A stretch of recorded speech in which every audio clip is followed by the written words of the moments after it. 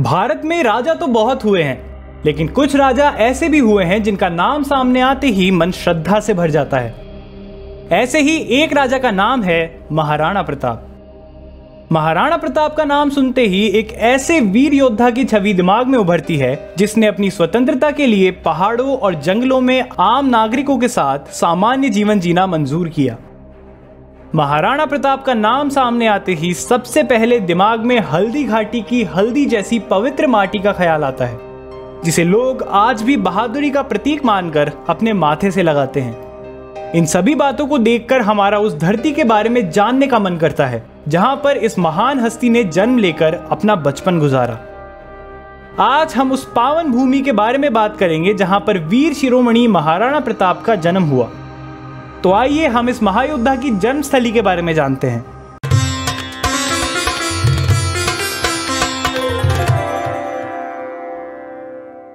महाराणा प्रताप की जन्मस्थली के बारे में जानने के लिए हमें सबसे पहले मेवाड़ के प्रसिद्ध दुर्ग कुंभलगढ़ के बारे में पता होना चाहिए।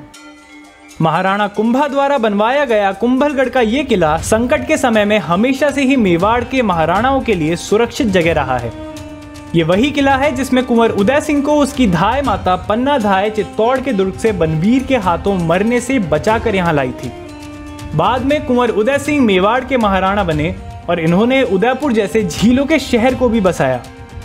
इनका विवाह अखेराज सोनगरा की पुत्री जयवंता बाई जीवंत कंवर के साथ हुआ।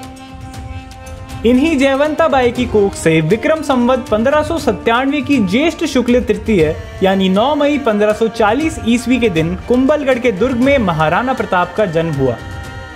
जिस महल में महाराणा प्रताप का जन्म हुआ उसे झाली रानी का महल या झाली रानी का मालिया के नाम से जाना जाता है। ये महल कुंभलगढ़ की सबसे ऊंची जगह बादल महल के बगल में बना हुआ है। सीढ़ियां चढ़कर ऊपर जाने पर महल का वो हिस्सा और कमरा नजर आता है जिसमें महाराणा प्रताप का जन्म हुआ था। अब इस हिस्से पर ताला लगाकर इसे बंद किया हुआ है। ताले से बंद होने की वजह से कोई भी टूरिस्ट इस हिस्से में नहीं जा सकता है।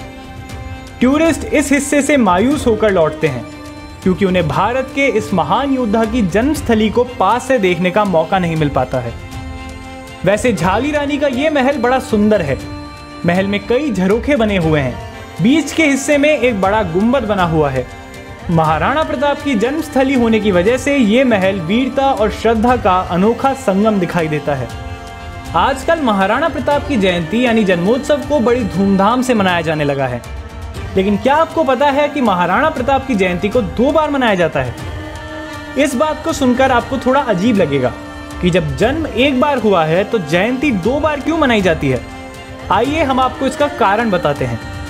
जैसा कि हमने आपको पहले बताया कि हिंदू कैलेंडर के हिसाब से महाराणा प्रताप का जन्म विक्रम संवत 1597 में ज्येष्ठ शुक्ल तृतीय को हुआ था। अगर अंग्रेजी कैलेंडर के हिसाब से देखें तो ये तिथि 9 मई 1540 ईस्वी के दिन आई थी। जैसा कि आपको पता है कि भारत में अंग्रेजी और हिंदू दोनों कैलेंडरों को महत्व दिया जाता है।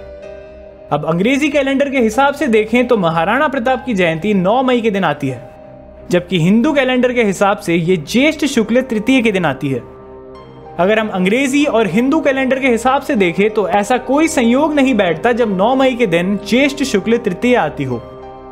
बहुत से लोग हिंदू कैलेंडर के हिसाब से और बहुत से अंग्रेजी कैलेंडर के हिसाब से महाराणा प्रताप की जयंती मनाते हैं। क्योंकि ये दोनों अलग अलग दिन आती है, अब इसलिए महाराणा प्रताप की जयंती को 2 बार मनाया जाने लगा है। वैसे सबसे बड़ी बात यह है कि ये दोनों दिन ही बड़े पावन है और हम लोग इन दोनों में से किसी भी दिन महाराणा प्रताप की जयंती मनाएं और उनके आदर्शों को हमेशा अपने जीवन में जरूर उतारें। तो आज के लिए बस इतना ही। उम्मीद है हमारे द्वारा दी गई जानकारी आपको जरूर पसंद आई होगी। कमेंट करके अपनी राय जरूर बताएं। इस तरह की नई नई जानकारियों के लिए हमारे साथ बने रहें। जल्दी ही फिर से मिलते हैं एक नई जानकारी के साथ। तब तक के लिए धन्यवाद। नमस्कार।